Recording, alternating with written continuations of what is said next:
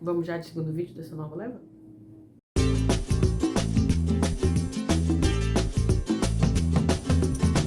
Bom, como eu comentei no vídeo passado, agora eu tenho um Insta, mas na verdade eu percebi que eu queria gravar um vídeo porque também, toda vez que eu tenho que fazer uma resenha de algum livro que eu li por lá, a limitação de caracteres é uma irritação, porque eu faço um texto que eu já acho que eu reduzi bastante, assim. Gente, pelo amor de Deus, se eu reduzir mais que isso aqui fica louco, fica meio sem nexo o texto. Eu jogo no Insta, não dá certo. Eu falei, ai, gente, até desestimulou, porque eu queria falar mais. Então, por isso que eu acho que eu tô voltando pro YouTube. Mas ainda assim eu não vou falar tanto quanto eu gostaria no YouTube, porque né, senão eu vou ler o livro em vez de falar. Mas na verdade isso aqui é só uma recapitulação muito breve dos livros que eu já li no primeiro semestre. E para isso eu vou contar com o meu próprio perfil no YouTube. Onde está esse símbolozinho aqui, ó. Aqui.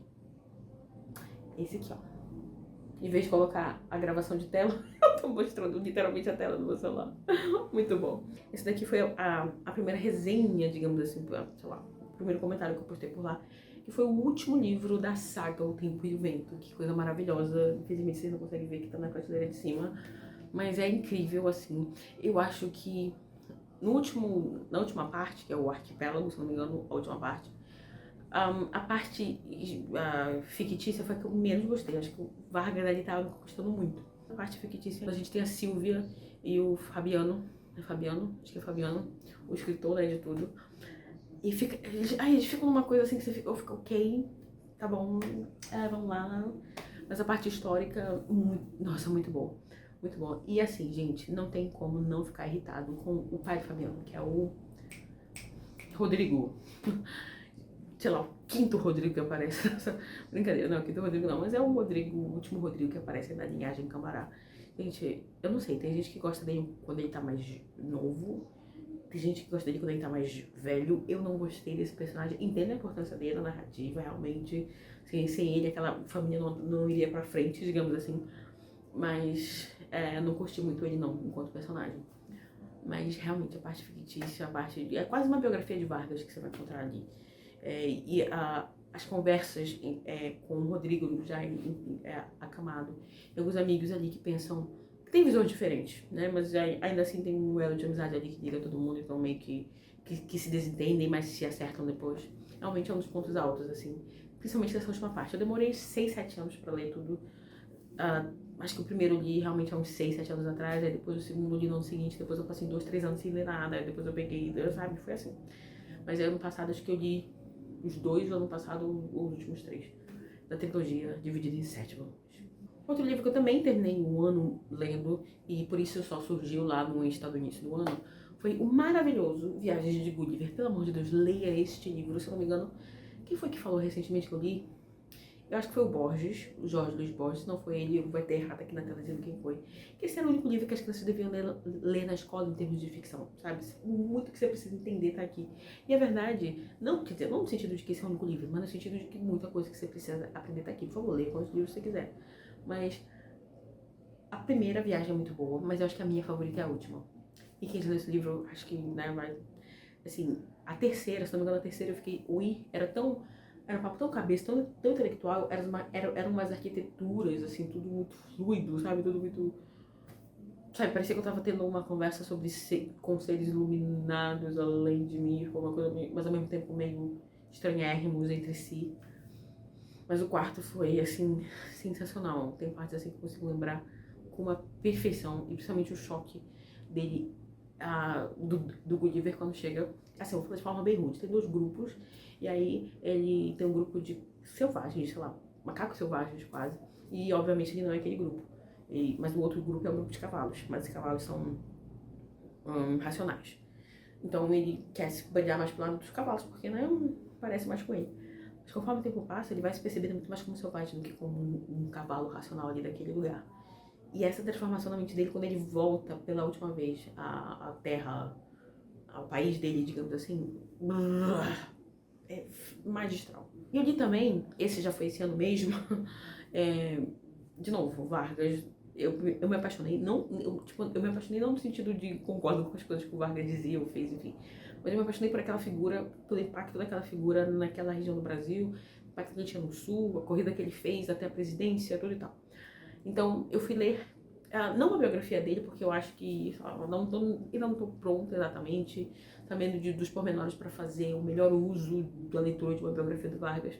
Mas eu lembrei de um livrinho gratuito na Amazon, como eu falei no vídeo passado, se você não viu, por favor, veja. É um livro que eu abro meu coração sobre o consumismo exagerado dos livros. Não, brincadeira, não chega tanto. Mas vai lá ver, por favor. E aí, esse aqui tava gratuito. Eu não sei se ainda tá gratuito na Amazon, mas se não me engano ele tá gratuito no site do Senado Federal, talvez, não sei. Mas é Tempos de Vargas, o rádio e o controle da informação. Que é justamente como o rádio chegou no Brasil, como no início era para elite, como no início era educacional, como isso foi sendo transformado em ferramenta de manipulação, em ferramenta de cultura mesmo, como o Vargas foi importante para o estabelecimento, as regras e as leis que foram mudando, seja de propaganda. Gente, muito maravilhoso. Se você quiser saber um pouquinho a mais do que eu li, vai lá no Insta. E aí a gente chega no... Meu Deus, no Som e a Fúria do Faulkner. Pelo amor de Deus, gente. Pelo amor de Deus. O que você tá fazendo aqui que você não deu esse livro ainda? Brincadeira, não é tão fácil assim. Ler esse livro, somente a parte de um filho lá, que é aquela coisa, sei lá, bem, como é que a gente fala, o diálogo interior. Gente, acho que tem um nome pra isso, não é só diálogo interior, gente. Eu tô por fora dos termos literários. Mas é aquela coisa que o Proust faz, sabe? De você vai na mente dele e ele não te espera. Ele só vai, ele já foi. Tem um filho lá que é assim. A parte narrativa dos filhos é assim. Mas tem um, que é o Benjamin, ou Ben. Gente, ai. Nossa. Eu queria ter tido a oportunidade na época. Foi uma das vezes em que quando eu terminei de ler um livro, eu fiquei assim, cara... Ai, que pena que eu não tô mais no pique de gravar vídeo. Mas sério. E tem um... Lá no finalzinho, tem uma coisa que acontece com o Benji quando ele vai pra um outro lugar. E o autor vai dizer que ele nem sabe que ele perdeu, porque ele não lembra o que ele perdeu. Mais ou menos assim. Então ele meio que não sofre, e o sofrimento dele deve ser enorme, porque ele não tem consciência do que ele perdeu. Gente, isso acabou com ele. Principalmente se você tem uma questão mais assim na sua família. Isso acaba com você em 1000 pedacinhos. E aí depois esses mil pedacinhos ainda vão ser transformados em 10.000, porque não é suficiente. Que livro, gente, que livro. Infelizmente, eu não vou parar pra falar mais dele. Mas fica aqui o louvor que eu faço a esse livro. E eu já tá programado aqui para ler Absalão que vem. Então, vamos ver. O próximo que eu li foi sobre a guerra. As capinhas já estão aparecendo aí pra vocês. Mas esse eu li depois que eu li uma biografia de Napoleão, que eu não gostei tanto assim. Eu acho que muita gente gosta dessa biografia, eu não gostei, achei ela chata. Achei ela muito focada acho que é Josefine, o nome da mulher do Napoleão. Tinha a parte que falava assim, mulher, eu já entendi que tem uma mala, sai de perto desse homem. Quero ler sobre o homem, entendeu? E eu acho que, sei lá, quando você pensa em Napoleão, você pensa em estratégia de guerra, em guerra. E aí, esse livro eu acho que faltou um pouco. Essa biografia que está aparecendo aqui em algum lugar. Então, ficou meio assim, eu senti falta de um Napoleão mais militar. E esse livro eu já tinha comprado, na verdade eu comprei esse primeiro. Na verdade, eu não li esse livro primeiro, este aqui, porque eu disse, cara, eu também não sei muita coisa sobre Napoleão, não é uma biografia do cara. Aí eu comprei este aqui. Depois eu voltei pra ler este aqui. Vocês estão entendendo, né? E eu gostei, viu? Gostei bastante. Mesmo, bom, eu não sou militar, então tem muita coisa ali que realmente até pra mim ficou difícil.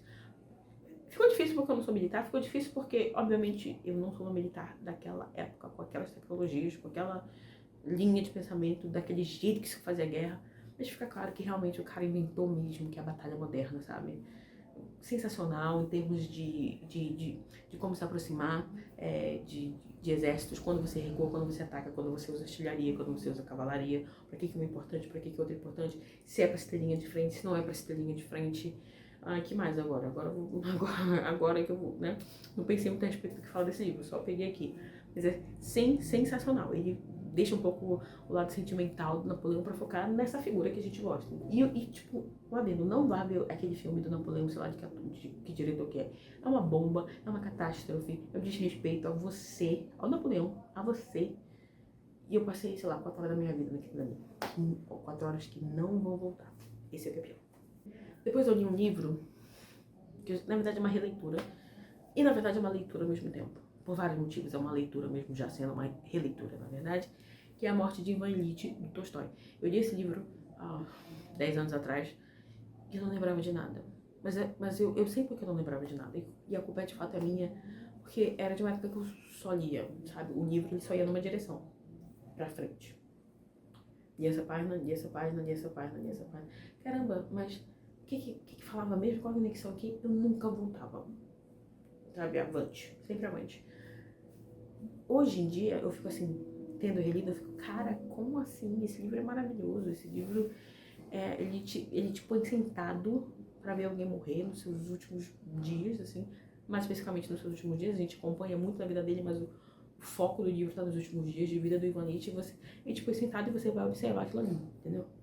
Você vai observar os pensamentos, a linha de raciocínio, o abandono que você vai vendo que vai tendo de pouco a pouco, até mesmo no velório, o quão frio é o velório para algumas pessoas e algumas pessoas próximas de Ivan Nietzsche. Então, cara, eu fico chocada um pouco de como eu não lembrava dessa história, porque eu nunca mais vou esquecer essa história, simplesmente. Depois eu li uma coisa maravilhosa, gente. Se não é nota 10, não é nota 10, mas dá um quentinho no coração, que é o Além do Planeta Silencioso, do C.S. Lewis. Essa edição aqui, já vem os 3 juntos. Eu li só o primeiro, que é Além do Planeta Silencioso, obviamente, mas o nome da trilogia é Trilogia Cósmica. E, por favor, leiam. E você gosta de Narnia, você vai amar isso aqui. A primeira metade, na verdade, um pouco menos da primeira metade, não tem nada a ver com Narnia. É um livro muito mais pé no chão. É um livro explicando conceitos físicos, até eu diria, químicos, matemáticos, eu diria. Mas a segunda metade é bem Narnia, sabe? Então, eu tava um pouco empolgada com a primeira metade, porque eu falei, cara, isso aqui é bem diferente de Narnia, apesar de ser saindo para um planeta diferente e tudo e tal, mas a primeira metade, eu vou chamar de primeira metade, apesar de ser um pouco menos, é muito mais adulto, sabe? É um News escrevendo para adultos. A segunda já é um News mais flertando com aquilo que já tinha feito em Narnia. Talvez um pouco mais estruturado, talvez um pouco mais... talvez uma criança se entendia um pouquinho de ler aquilo dali, mas ainda assim muito parecido com Narnia. E é só isso que eu vou dizer.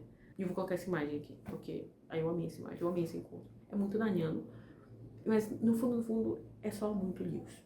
E eu amo Lewis. Depois eu li um livro de história, que é só mais um livro de história, que é sobre o Brasil. Eu tava muito interessada, estou muito interessada, por isso que eu comprei o Povo Brasileiro, inclusive, sobre o Brasil antes de ser Brasil, sabe? Então, eu tentei ler esse 1499, mas olha, esse título é bem enganoso, porque você acha que você vai ler sobre o ano de 1499. Talvez você até leia sobre esse livro depois da metade, mas eu li quase até a metade e assim, era sobre milênios atrás, no que a gente tem hoje por América, sabe?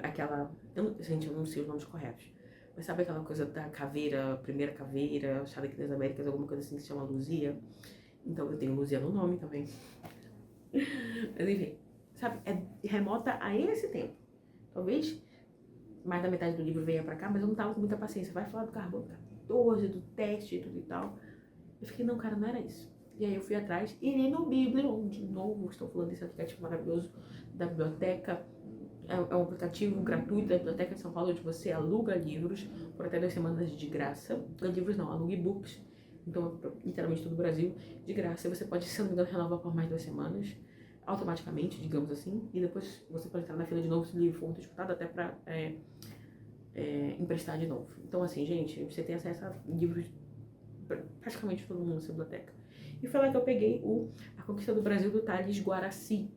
E ele vai falar um pouco ainda sobre antes de 1500, né? E vai falar também ali nos primeiros 100 anos, de 1500 a 1600. E é maravilhoso no sentido de a gente perceber como o Dom Pedro II foi quem ressuscitou Cabral, porque Cabral não era nada assim, sabe? Ele passou muito à margem da história até Dom Pedro II pensar, cara, eu preciso criar uma história de fundação para o Brasil, quero acoplar essa história a Portugal, então vamos fazer isso aqui. Mas já tinha espanhóis que já tinham passado por aqui, inclusive outros portugueses, sabe? Era uma terra que não era tão desconhecida assim.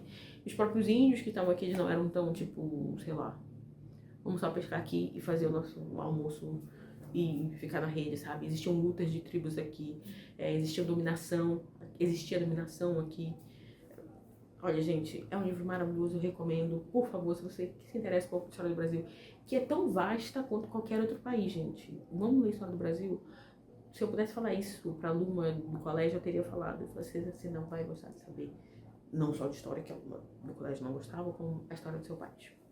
Então, recentemente, o último livro que eu li foi, literalmente, o último Tsar, que fala sobre Nicolau II. Esse é um livro que, na verdade, é um apanhadão daquela época, que a gente vai falar dos últimos dias da família Romanov, vai falar também da Revolução Russa que estava ali acontecendo, dos exércitos contra-revolucionários, da guerra civil um pouquinho ali, de como essa família foi perdendo importância, como essa família a princípio não ia ser executada, como essa família estava quase, sabe assim, não, agora a batata quente está contigo, não, agora a batata quente está contigo. Como em algum momento ela poderia ter sido usada como moeda de troca nas negociações de guerra, mas acabou que elas estavam sem poder nenhum, sem poder ir para o exílio, quase sendo resgatados, digamos assim, então eles precisaram ser eliminados. Um adendo que eu faço é que o autor, ele fala aqui e ali, que a gente não pode esquecer o quanto essa família, como qualquer família de governante, assim, com esse peso todo autocrata, assim, não vai ser uma família boazinha. Não é porque a gente está nos últimos dias, quando eles perderam prestígio, reputação, nome, importância, que eles são os coitadinhos da história. Apesar de que parece um pouco, mas é porque eu acho que é difícil falar um pouco sobre esse período. Se você vai fazer esse recorte, que são só sobre os últimos dias, fica difícil. Ainda mais que tem um filhinho doente deles, então a gente precisa saber separar as coisas. E eu estou lendo no momento dos livrinhos maravilhosos também, viu, gente? Recomendo um que acho que eu não tô recomendando porque todo mundo já leu, que é o Ensaio sobre a Cegueira do José Saramago. Que história, viu? Que história. Eu não achei que era tão visceral assim, sabe? Quer dizer, não é que eu não achei que não era visceral, mas, sei lá, a minha ideia de visceral era outra e o livro foi para outro caminho. Está indo para outro caminho, na verdade. Eu imagino que esse livro deva ter estourado na época do coronavírus. Mas, gente, assim, não tinha muito o que fazer, né? Acho que The Walking Dead deve ter estourado, ainda tinha The Walking Dead passando de estreia. The Last of Us, na época deve ter estourado, algumas coisas devem ter estourado, que tratam um pouco sobre essa questão, né, de contaminação, de pandemia e tudo e tal. Então, eu tô numa parte em que aquele local que eles estão presos ali, digamos assim, as pessoas que estão cegas, elas, tipo, o local tá realmente ficando sem espaço nenhum agora, e eu acho que, eu acho, posso estar errado, mas eu acho que a gente vai começar a sair um pouco daquelas celas, acho que a gente vai começar a vislumbrar como o país está ficando, alguma coisa assim, suponho eu. E falei também, esse é mais uma recomendação de verdade, porque eu acho que não é muita gente que leu, que é Lord Jim, do Joseph Conrad. História maravilhosa, não é tão boa, eu já passei da metade, não é tão boa quanto O Coração das Trevas, porque realmente O Coração das Trevas é difícil evitar aquilo ali, cara. Mas Lord Jim tá muito bom, no sentido, ele ali no meio, um pouco antes do meio, ele dá uma cansadinha, porque o Jim tá num papel um pouco vitimista demais. É a história de um cara que se achava demais, digamos assim, se achava muito corajoso, ele tinha uma visão dele mesmo, que em alguns momentos da vida ele foi percebendo que não era assim. Ele era um medroso, um covarde, como ele mesmo passa a se enxergar no espelho. E aí ele precisa lidar com as consequências das suas ações, né? Ele era um imediato de um navio e esse navio podia estar perto de naufragar. Na verdade, na cabeça do Jim, o navio já ia naufragar. Então ele tinha uma opção de avisar as pessoas do navio e ser aquele pandemônio, ou ele tinha a opção de tentar se salvar, porque já que não vai dar pra salvar muita gente, deixa eu menos me salvar. É claro que na cabeça dele, ele ia ser o herói da história. Mas na hora H, o que eu chamaria talvez de sequestro da amígdala aqui, ele se joga assim num bote que tá passando ali com o restante enfim, das pessoas que comandam ali, do comandante do navio, como é da pessoa que fica ali, não lembro, eu esqueci agora o nome. Mas enfim, ele tá ali, ele tá meio desligado assim, sabe? Ele não tá juntando Lé com Cré, mas de repente na hora H, no último minuto, onde ele podia realmente se jogar naquele bote ou ficar no navio, ele realmente se joga no bote. Isso pra ele é o fim, sabe? Ele não consegue mais olhar na cara de ninguém. Ele vai ser julgado por isso. Mas nesse julgamento, que ele poderia muito bem não estar participando desse julgamento. Acho que ele é o único, na verdade, de toda ali aquela equipe que estava liderando ali o navio. Ele é o único que fala, não, eu vou encarar esse julgamento. O resto, todo mundo sai por ali, sabe, escapa pela tangente. Ele fica lá, ele diz, eu preciso, sabe, é o mínimo. Mas ele tá em busca de uma nova possibilidade de se provar. Mas no meio aí do caminho ele dá uma, sabe, tipo, ó, não é exatamente coitadinho de mim, mas dá uma cansada de falar, ok, Jim, já entendi que você se martiriza. E tá certo, porque aquelas pessoas, eu esqueci de contar isso. O navio não afundou, por incrível que pareça, o navio não afundou, ele foi resgatado. Então, isso em tese piora a situação do Jim, porque ele fez aquele ato covarde por nada, porque o navio não afundou. Isso é o que mata ele. Enfim, é um livro muito bom, mas O Coração das Trevas é Joseph Conrad, cara. Talvez, no momento, meu autor favorito. Mas é isso, então. Fiz mais de 20 minutinhos falando aí. Eu espero que na edição eu consiga diminuir esse tempo. Mas é isso, então. Obrigado. E eu não sei quando é que eu vou gravar o próximo vídeo, gente. Não prometo nada pra ninguém. Nem pra minha sombra. Mas, enfim. Em algum momento eu apareço por aqui, tá? É uma vontade que eu tenho. E acho que não há nada que me impeça muito isso, não. Até mais.